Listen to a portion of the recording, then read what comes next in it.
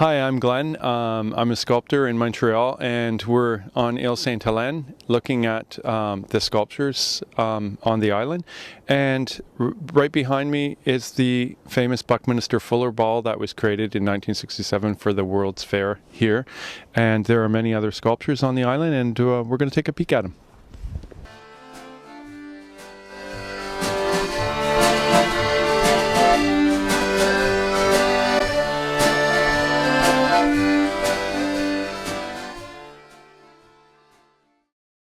Hello again, it's Glenn, and what you see behind us here is the sculpture Fer de Cosmos by Yves Trudeau that was constructed for the Expo 67, and it was originally placed at the Place de l'Univers in the Expo 67. It was fabricated in Quebec at a foundry in Magog.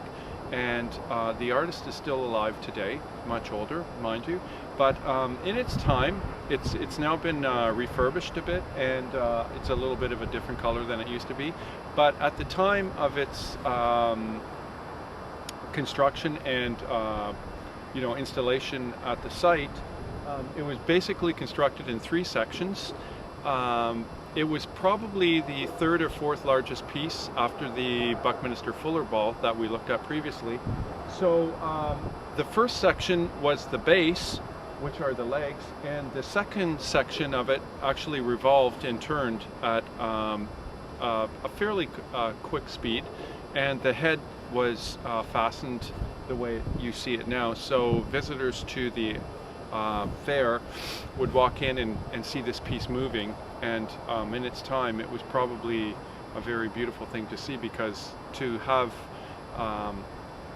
such a massive construction of metal in motion, thousands and thousands of people seeing this thing moving around, and it worked for the whole expo. So I mean, the actual construction of it and the motorized part of it did very well. It's now, the door for the motorized section is now bolted up and closed. It's no longer motorized. They could reactivate it if they wanted and have it turn, but they've now placed it on this side of the island, close to the river, and it stands proud in the spot, and it looks very well. So there you have it.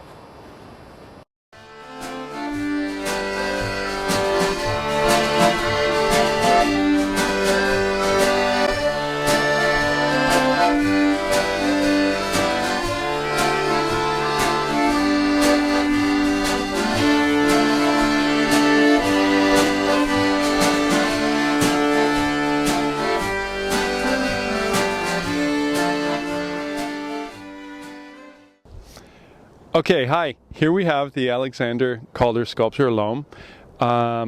Very nice piece. Complements the other 3 or 4 that are in the park. Calder's construction of this was near the end of his life. It was his magnum opus, probably, in comparison with everything else he made, all the other stabiles in and around the world.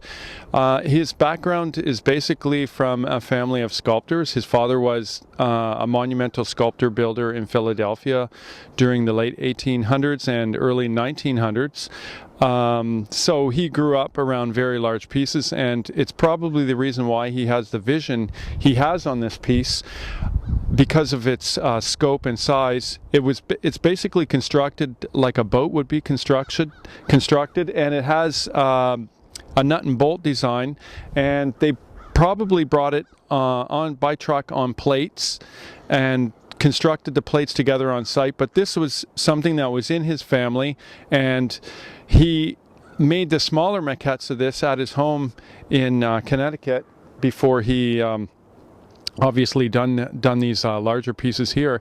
But at the time of this kind of construction, I believe that he was already working in France on the bigger pieces at his home there. So this is the reason why we have the monumentality and the girth of this piece, and its breadth of space is probably because of his early memories of some of the things that his father built. He actually had like a little workshop of his own that his father always had, like a space off to the side for him to work. So growing up around these things and having them in your early life would be something that would kind of settle into the unconscious and, you know, expand later on, only with his vision of the world. And you can see his engineering background coming through this piece, and the total structure of it and the way it's made and the artistic vision and breadth he had for the piece is, you know, it really fit into the World Fair. I mean, there couldn't have been a better time for him to make this kind of thing during the World Fair because of the idea and, you know, the size and perception that he had for the piece on the river. So yeah, there you have it.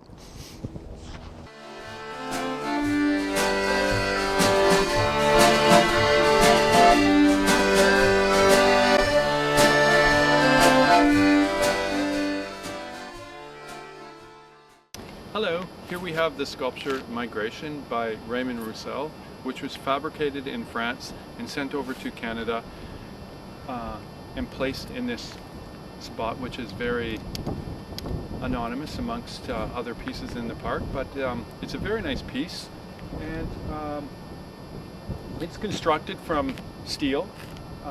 It needs to be touched up now and then to keep it from rusting, but other than that, it's one of his better works. Raymond Roussel started with the early movements of Quebec art from 1950, 60, 70. Some of the contemporaries of his stayed in Quebec. He was one of the ones that left, but we're talking about Paul-Émile Bourdois, Claude Toussignon, Armand Vaillancourt, all of these guys that were working painters and sculptors. This fella happened to move to France and do a lot of his work there, and he has other works mostly in Quebec and France, but Migration is a very special work because it has the feel of 60s and 70s early Quebec sculpture to it.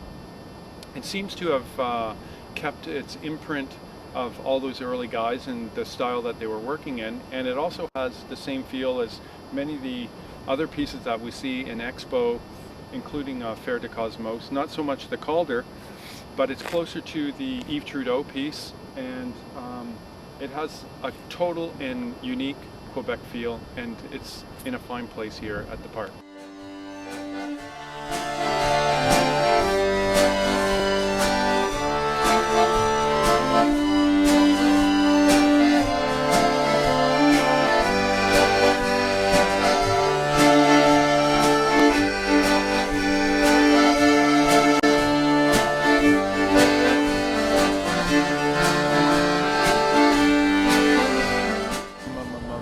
I haven't the faintest clue who this artist is.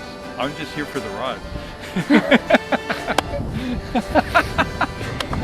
Oh, I'm such a funny guy laughing at my own jokes.